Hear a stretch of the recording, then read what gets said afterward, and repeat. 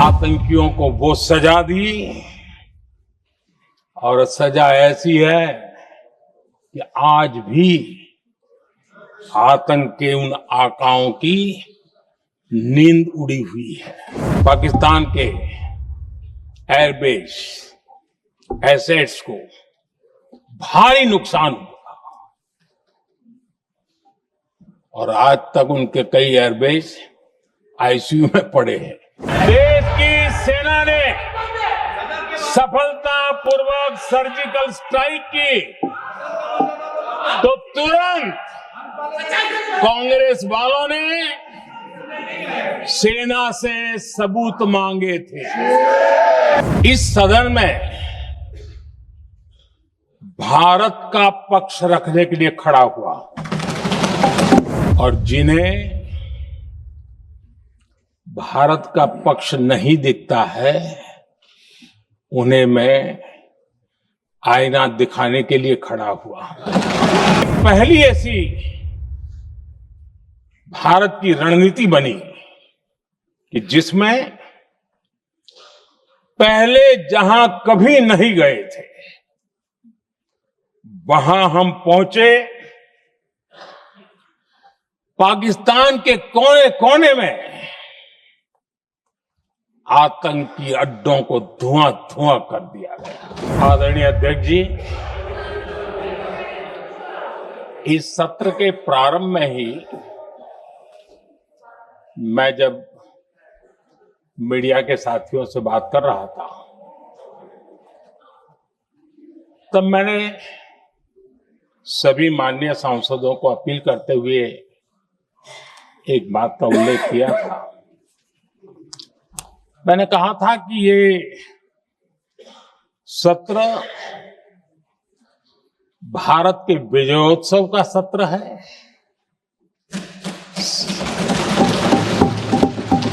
संसद का ये सत्र भारत के गौरवगान का सत्र है।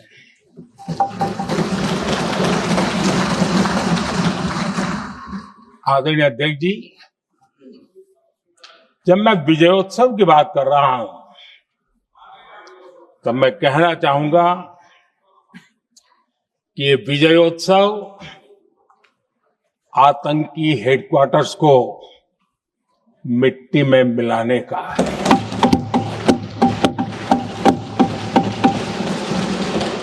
जब मैं विजयोत्सव कहता हूं तो ये विजयोत्सव सिंदूर की सौगंध पूरा करने का है।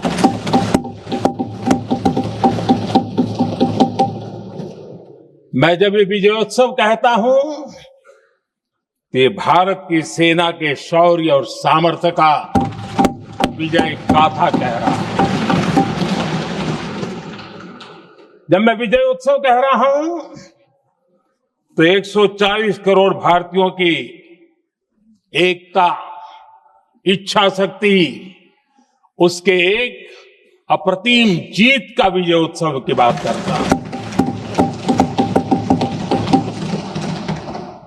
आदरणीय अध्यक्ष जी, मैं इसी विजय भाव से इस सदन में भारत का पक्ष रखने के लिए खड़ा हुआ।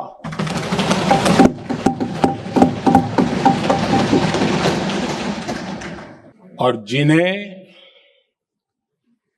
भारत का पक्ष नहीं दिखता है उन्हें मैं आईना दिखाने के लिए खड़ा हुआ।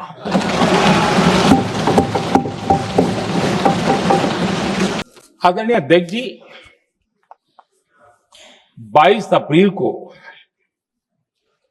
पहलगाम में जिस प्रकार की क्रूर घटना घटी, जिस प्रकार आतंकवादियों ने निर्दोष लोगों को उनका धर्म पूछ पूछ करके गोलियां मारी, ये क्रूरता की पराकाष्ठा थी। भारत को हिंसा की आग में झोंकने का ये सुविचारित प्रयास था। भारत में दंगे फैलाने की ये साजिश थी। मैं आज देशवासियों का धन्यवाद करता हूं कि देश ने एकता के साथ उस साजिश को नाकाम कर दिया।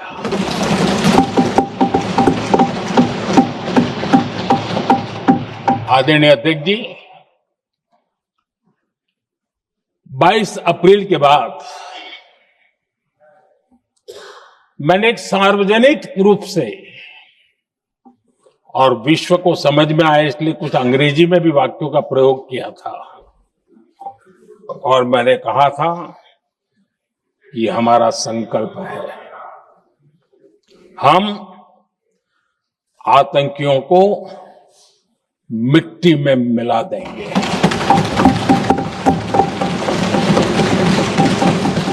और मैंने सार्वजनिक रूप से कहा था,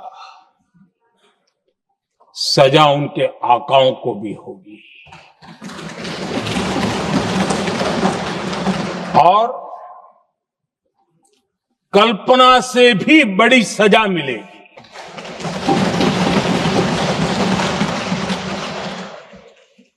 22 अप्रैल को मैं विदेश था, मैं तुरंत लौट के आया और आने के तुरंत बाद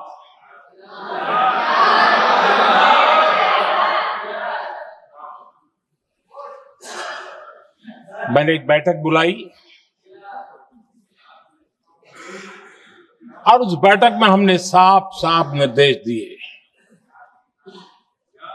कि आतंकवाद को करारा जवाब देना होगा और ये हमारा राष्ट्रीय संकल्प है। आदरणीय अध्यक्ष जी, हमें हमारे सैन्य बलों की क्षमता पर पूरा विश्वास है, पूरा भरोसा है उनकी क्षमता पर, उनके सामर्थ्य पर, उनके साहस पर। सेना को कार्रवाई की खुली छूट दे दी गई और यह भी कहा गया कि सेना तय करें कब, कहां, कैसे, किस प्रकार से। ये सारी बातें उस मीटिंग में साफ साफ कह दी गई और कुछ बातें उसमें से मीडिया में शायद रिपोर्ट भी हुई है।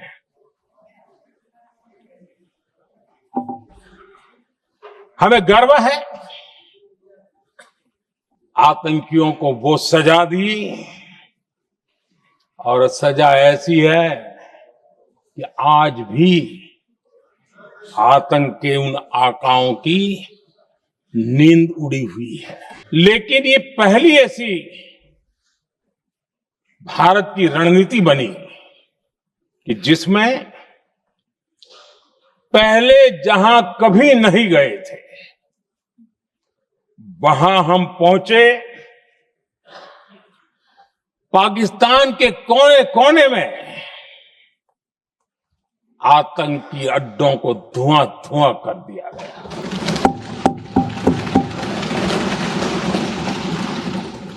आतंक के गढ़ कोई सोच नहीं सकता कि वहां तक कोई जा सकता है। बहावलपुर और मुर्गे उसको भी जमीन दोस्त कर दिया गया। आदरणीय अध्यक्ष जी, हमारे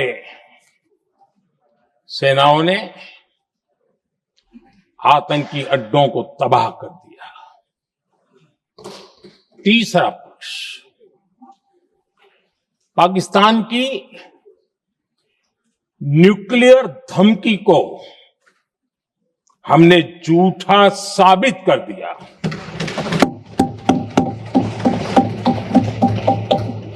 भारत ने सिद्ध कर दिया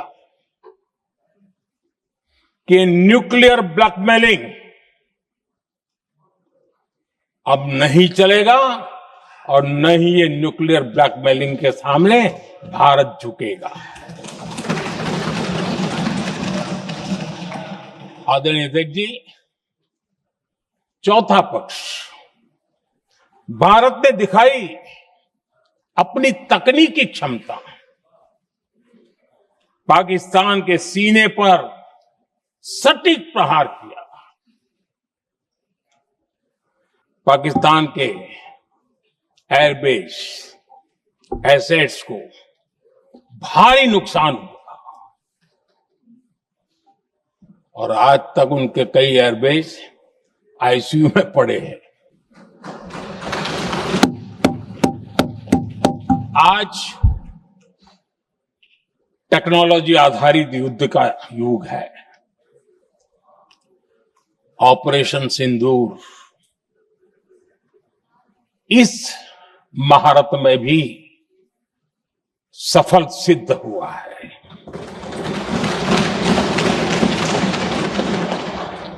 अगर पिछले 10 साल में जो हमने तैयारियां की हैं वो न की होती तो इस तकनीक के युग में हमारा कितना नुकसान हो सकता था, इसका हम अंदाज लगा सकते हैं। पांचवा पक्ष,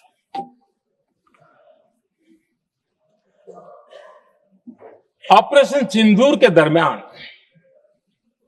पहली बार हुआ जब आत्मनिर्भर भारत की ताकत को दुनिया ने पहचाना। Made in India drone, made in India missile ने पाकिस्तान के हथियारों की पोल खोल करके रख दी। सिंदूर से लेकर के सिंधु तक पाकिस्तान पर कार्रवाई की है। ऑपरेशन सिंदूर ने तय कर दिया कि भारत में आतंकी हमले की उसके आकाओं को और पाकिस्तान को भारी कीमत चुकानी पड़ेगी। अब ऐसे ही नहीं जा सकते। आदरणीय अध्यक्ष जी, ऑपरेशन सिंदूर से स्पष्ट होता है कि भारत ने 3 सूत्र तय किए हैं।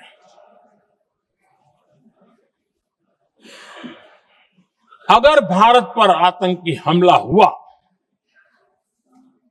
तो हम अपने तरीके से, अपनी शर्तों पर, अपने समय पर जवाब देकर के रहेंगे।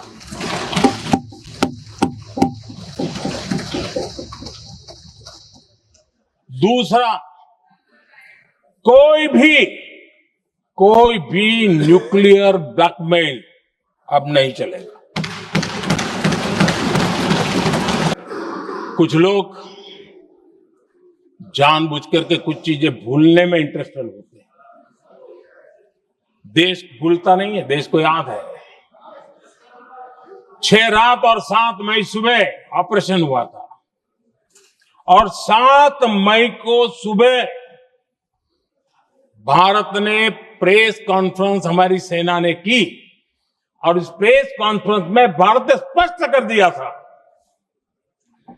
और पहले दिन से क्लियर था कि हमारा लक्ष्य है आतंकियों के आका, आतंकियों की जो व्यवस्थाएं जहां से होती है वो और उनके अड्डे, उनको हम ध्वस्त करना चाहते थे और हमने प्रेस कॉन्फ्रेंस में कह दिया था, हमने हमारा काम कर दिया है, हमने जो तय किया था पूरा कर दिया है। और इसलिए 6-7 मई को ऑपरेशन हमारे हाथ संतोषजनक होने के तुरंत बाद कल जो राजनाथ जी ने कहा था, मैं डंके की चोट पर दोबारा दोहराता हूं, भारत की सेना ने पाकिस्तान की सेना को चंद मिनटों में ही बता दिया कि हमारा ये लक्ष्य था, हमने ये लक्ष्य पूरा कर दिया है, ताकि उनको पता चले और हमें भी पता चले कि उनके दिल दिमाग में क्या चलता है।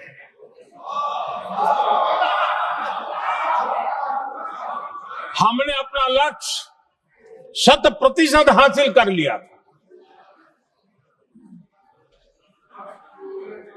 और पाकिस्तान में समझदारी होती तो आतंकियों के साथ खुलेआम खड़े रहने की गलती न करता। उसने निर्लज्ज होकर के आतंकवादियों के साथ खड़े रहने का फैसला किया। हम पूरी तरह तैयार थे, हम भी मौके की तलाश में थे, लेकिन हमने दुनिया को बताया था कि हमारा लक्ष्य आतंकवाद है, आतंकवादी आता है, आतंकवादी ठिकाने हैं, वो हमने पूरा कर दिया। लेकिन जब पाकिस्तान ने आतंकियों की मदद में आने का फैसला किया और मैदान में उतरने की हरकत की, तो भारत की सेना ने सालों तक याद रह जाए ऐसा करारा जवाब दे करके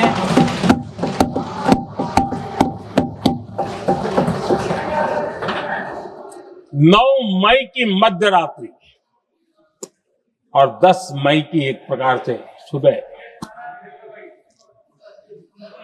हमारी मिसाइलें उन्होंने पाकिस्तान के हर कोने में प्रचंड प्रहार किया, जिसकी पाकिस्तान ने कभी कल्पना नहीं की थी और पाकिस्तान को घुटनों पर आने के लिए मजबूर कर दिया।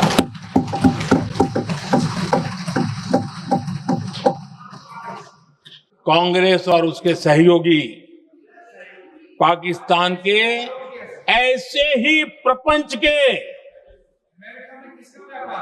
प्रवक्ता बन चुके हैं।